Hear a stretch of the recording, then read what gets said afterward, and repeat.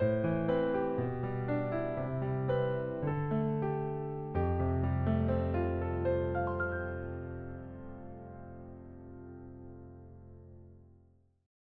주심 기도에 나오신 여러분 모두를 환영하고 축복합니다. 오늘 5월 25일 목요일인데요. 하나님의 은혜를 간구하며 나아가겠습니다. 참 좋으신 주님, 오늘도 아침을 깨워 주님께 나아갑니다. 그리스도 밖에 있던 우리가 그리스도 안으로 들어왔습니다. 죄의 법 아래 있던 저희가 은혜 아래에 들어왔습니다. 이 모든 것이 저희가 행한 일이 아니요 주님께서 우리에게 허락하신 은혜입니다. 주님, 우리로 새로운 기쁨을 누리게 하시고 주님을 예배하게 하여 주셔서 감사를 드립니다. 성령 하나님, 우리에게 찾아오셔서 삶의 모든 막막함들을 가져가시고 성령 안에서 자유함을 맛볼 수 있도록 도와주십시오. 그리스도 안에 있다 하면서도 어딘가 모르게 남아있는 죄책감들과 그리스도 안에 있다 고백하면서도 말씀대로 살지 못했다는 무거운 자책감들이 밀려올 때가 있습니다. 우리의 모든 고삐를 내려놓고 우리 주 예수 그리스도께 우리 삶의 고삐를 내어 맡길 수 있게 하옵소서. 그래서 주님께서 우리의 선한 목자가 되어 주셔서 우리 삶을 이끌어 가시는 놀라운 경험을 우리 모두가 할 수 있게 하옵소서.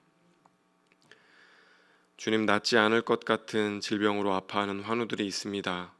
그리고 그 옆에서 함께 아파하며 기도하는 가족들이 있습니다. 주님의 나라에는 아픔도 슬픔도 눈물도 없을 것이라 말씀하였사오니 그 하나님의 나라가 아파하는 가정 위에 환우들 육신 위에 임하게 하여 주옵소서. 그 모든 아픔과 슬픔과 눈물을 주여 닦아 주옵소서.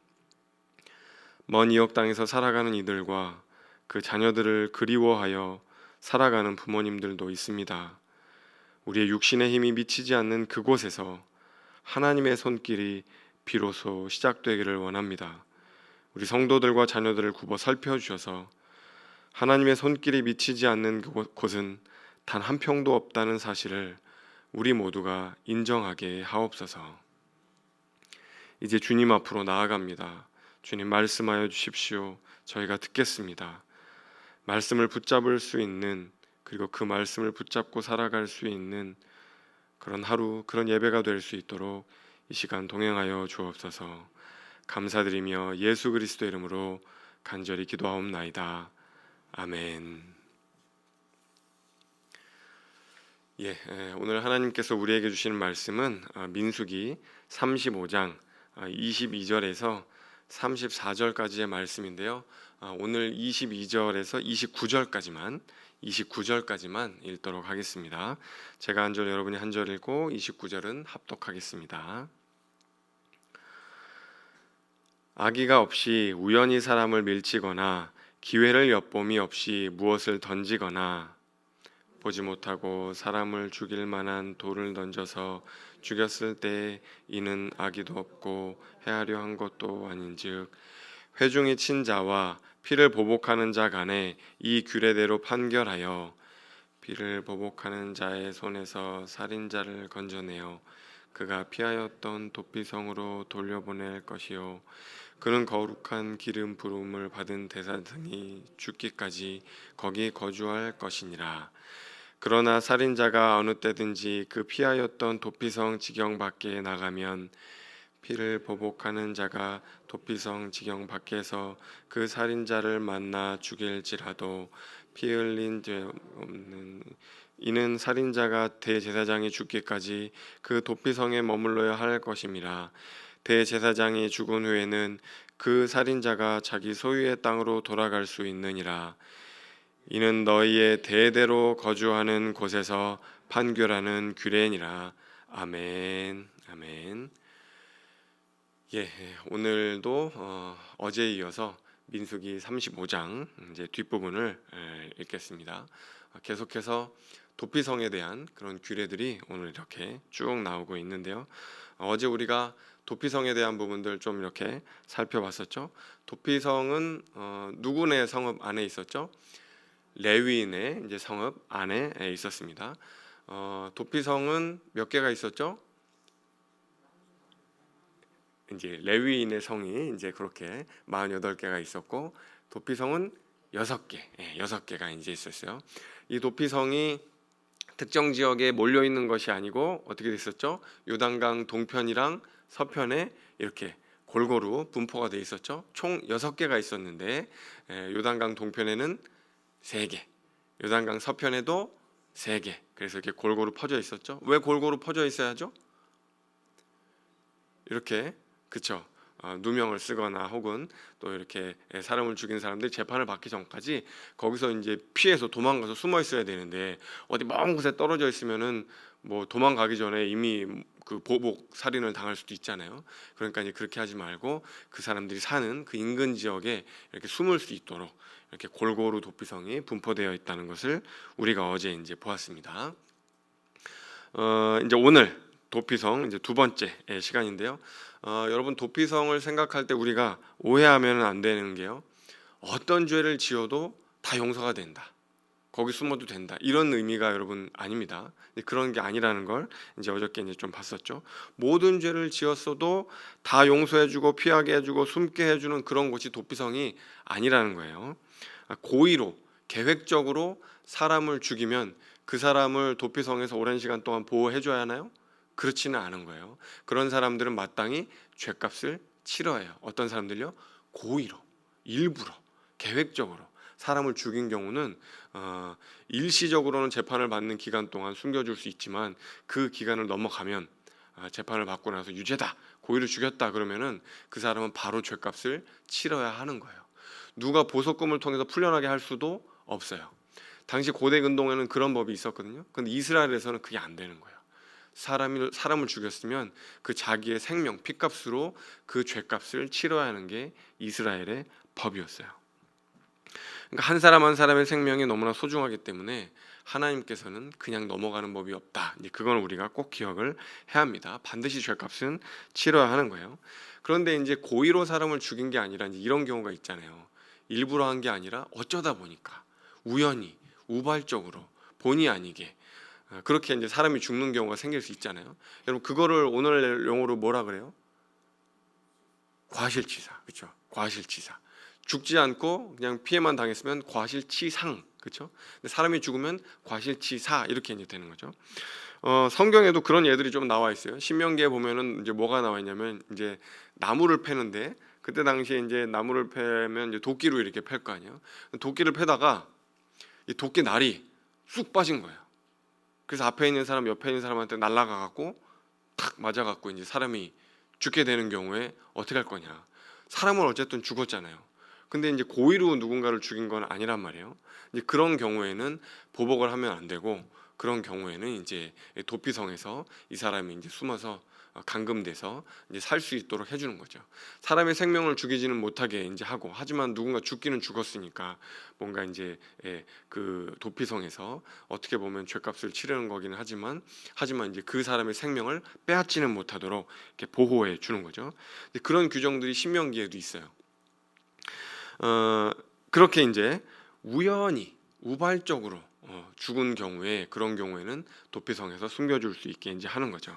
그런 이야기들이 오늘 말씀에도 이렇게 민수기 35장 이 뒷부분에도 이제 나오게 되는 거죠. 당시 이제 고대 근동에서는 그 이제 친족 중심으로 이렇게 그 사회가 이제 운영이 되다 보니까, 누군가 이제 잘못을 하면은 그 친족의 우두머리인 장로들이 뭔가 판단을 하고, 그리고 그 친족들이 이렇게 죽일 수도 있게 한 거예요. 그러니까 국가가 지금은 사형 집행을 하지만 그때 당시에는 국가가 아니더라도 사형 집행을 하고 이제 죗값을 물을 수 있게 이제 했던 거죠. 그런데 복수가 이제 가능한데 우발적으로 이제 살인이 일어나는 경우에는 그것을 바로 이제 하지 못하도록 보호해 주는 그런 제도로 도피성이 있는 거죠. 그런데 이제 어떤 사람을 도피성에서 숨겨줬는데, 이 덕소의 몇 분의 1 사이즈라 그랬죠? 4분의 1 사이즈 정도 되는 그 도피성에서 이제 숨겨줬는데, 그곳에서 이제 살다가 대제사장이 죽으면 이 우발적으로 살인을 일으킨, 그러니까 과실치사 이제 그 혐의를 받고 있는 이 사람이 대제사장, 그 마을에 이제 대제사장이 죽으면 어떻게 되는 거예요? 그러면 죄가 면해지는 거예요. 그래서 도피성에서 나와도 돼요. 그러니까 자기 고향 땅으로 가서 들어가서 살아도 된다는 거예요. 그래도 그 피해자들, 그 보복의 감정이 남아 있을 거 아니냐. 죽이면 어떡하냐. 그러면은 그 죽인 사람, 그 사람이 또 죄값을 치러야 돼요. 그러니까 무죄가 아닌 거예요, 그때는. 근데 도피성의 대제사장이 죽지도 않았는데 도피성 밖으로 나왔다. 근데 친족들이 보복 감정에 의해서 이 사람을 죽였다. 그러면은 그거는 이렇게 무죄가 됩니다. 그런데 대제사장이 죽었는데 나와서 죽였다. 그러면 그건 유죄가 되는 거예요. 그 죽인 사람들이. 무슨 뜻인지 아시겠죠? 그러니까 이 죄는 누군가의 생명값, 누군가의 목숨값, 누군가의 피값으로만 사해지는 거기 때문에 우발적으로 살인을 일으켰어도 누군가 생명이 죽긴 죽었으니까 도피성으로 들어간 거잖아요. 근데 이제 그 대제사장이 죽으면 그러면 생명값이 치러졌다. 이렇게 이제 하나님께서 판단을 하시고 이 사람이 나와서 살 수 있도록 하시는 거죠. 여러분, 그러면 이게 조금 그럴지 몰라도 그 도피성에 감금돼서 살아가는 사람의 기도 제목이 뭐겠어요? 저희가 우스갯소리를 그래요. 하나님, 대제사장 빨리 죽게 해주세요. 뭐 이런 이제 기도 제목을 평생 기도하면서 살지 않을까. 우스갯소리로 이제 그런 이야기를 하기도 하는데, 이제 그만큼 이제 그 생명값을 치른 이후에야 이 사람이 자유다, 프리다 이렇게 이제 되었다라고 하는 거죠. 하지만 도피성 안에서는 이렇게 안전하게 자신의 생명을 보호하면서 살 수가 있었던 거예요. 근데 여러분, 이제 구약에서는 이제 이렇게 법이 되어져 있는데, 여러분 신약으로 넘어오면 어떻게 됩니까? 실제로 사람을 죽이는 경우가 아니더라도, 그러니까 물리적으로 사람이 죽는 경우가 아니더라도, 물리적으로 사람을 죽이지 않으면 우리는 그냥 다 유죄가 아니고 다 무죄인가요? 예수님 뭐라 그러시죠? 너희가 마음으로 누군가를 미워하면 미워하는 거다. 그렇게 이제 이야기를 하세요. 마음으로 누군가를 간음하면 간음하는 것이고, 마음으로 무언가를 탐하면 실제로 이제 그 뭔가 도둑질한 것과 같은 그런 죄를 지은 것과 마찬가지다. 그러니까 우리의 내면, 우리의 마음을 예수님께서 굉장히 중시 여기시는 걸 보죠. 그래서 마태복음 5장 이제 21절 22절에도 보면은 마음으로 형제를 미워하면 뭐라는 거예요? 살인한 거다. 실제로 예수님이 그렇게 말씀하세요. 우리 마음 속에 있는 죄가 살인죄와 크게 다를 바 없다. 그렇게 이제 주님이 말씀하시는 거죠. 그럼 여러분, 제가 성도님들께 여쭤볼게요. 누군가 마음속으로 누군가를 미워해 본 적 한 번도 없으세요? 이놈 이거 죽었으면 좋겠다. 이거 어딘가 사라져 버렸으면 좋겠다.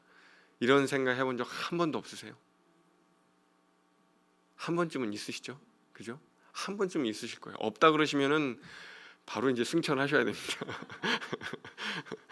아마도 한 번쯤은 있으실 거예요. 우리가 마음으로 누군가를 미워하고 저 인간 저거 좀 사라졌으면 좋겠네, 내 눈앞에서 좀 주님이 치워줬으면 좋겠네, 뭐 이런 생각을 아마도 한 번쯤은 하신 적이 있으실 거예요. 그런데 이제 우리가 그렇게 마음속으로 누군가를 미워하면 주님 말씀에 의하면 살인을 저지른 것과 같다는 거잖아요. 그러면 우리는 어디로 피해야 하나요? 어디로 도망을 가야 하나요? 실제 도피성은 없잖아요, 지금은. 그런데 살인한 것과 같다면 우리도 어딘가 피해야 되는 거잖아요. 어디론가 도망을 가야 하는 거잖아요.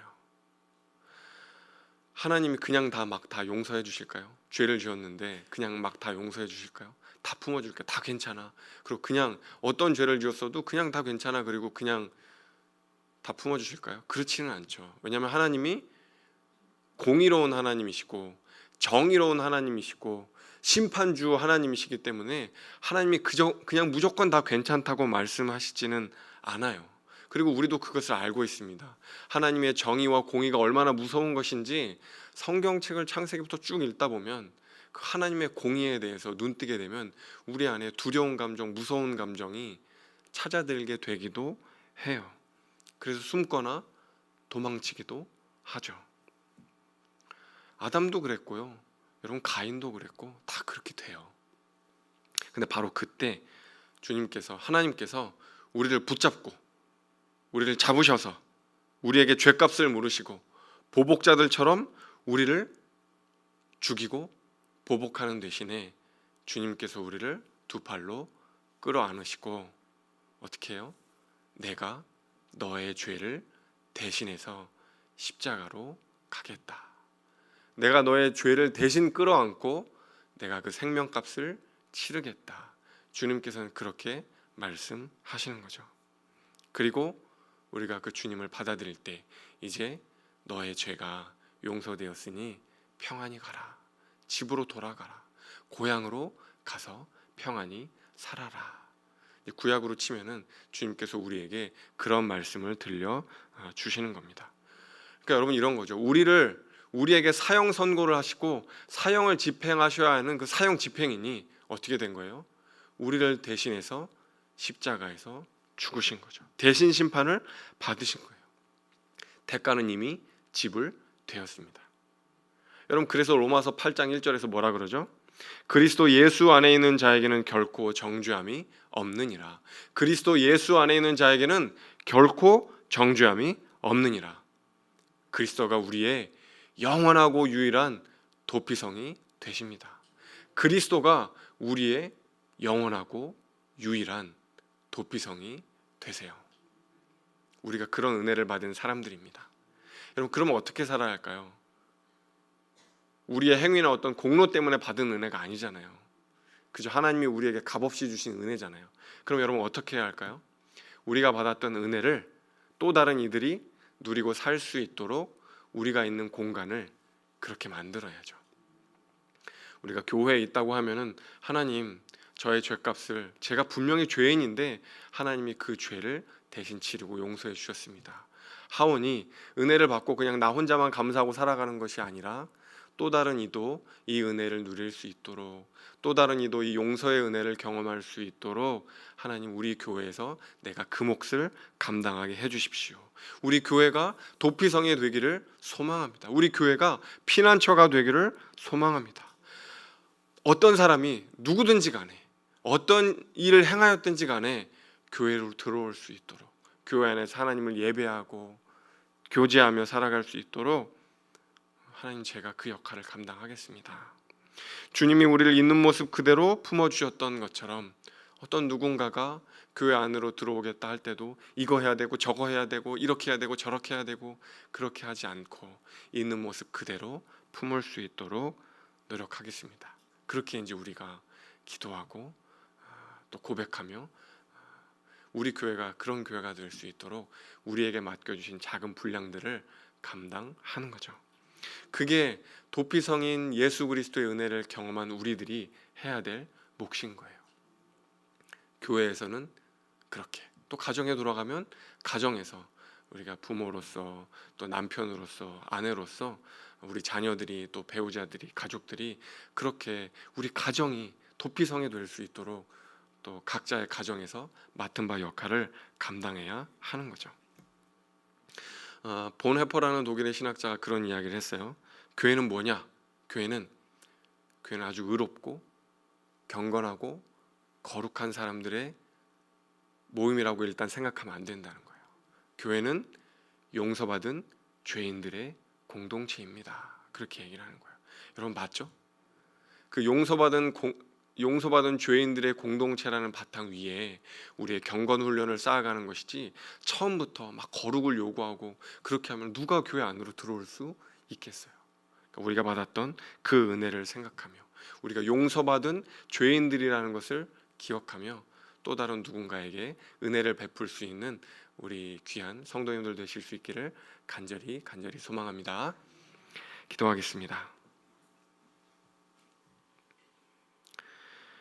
주님, 오랫동안 교회를 다니다 보면 경건하게 거룩하게 살지 않는 이들을 보면 안타까운 마음이 들기도 합니다. 사랑하지 않는 이들을 보면 마음에 씁쓸함이 찾아오기도 합니다. 그러다 인해 곧 우리가 사랑했던 그 사람들을 정죄하고 판단하기도 합니다. 용서받은 죄인으로 살기보다는 누군가를 심판할 수 있는 경건한 의인으로 살아갈 때도 많은 것 같습니다. 주님, 우리가 받은 은혜를 떠올릴 수 있도록 도와주십시오. 우리의 유일한 도피성이 되어주셔서 우리의 공로가 아니라 하나님의 은혜로 우리를 품어주신 그 그리스도의 은총을 떠올려 볼 수 있도록 도와주십시오. 주님께서 우리의 도피성이 되어주셔서 우리를 지켜주시고 보호해 주시지 않았다면 죽을 수밖에 없던 죄인들이라는 사실을 우리로 떠올려 볼 수 있도록 도와주십시오. 하나님, 오늘을 살아갈 때 우리로 용서받은 죄인들로 그렇게 살아갈 수 있도록 도와주시고, 우리가 그 하나님의 값진 은혜를 떠올리며 살아갈 때 우리 교회와 가정을 용서받은 죄인들의 공동체로 누구라도 들어올 수 있는 그 평안함과 자유함과 사랑이 깃든 공간으로 변화시킬 수 있도록 아버지 하나님 은혜 더하여 주옵소서. 감사드리며 예수 그리스도 이름으로 간절히 기도하옵나이다. 아멘. 이제 각자의 기도 제목을 들고 주님 앞으로 나아가겠습니다.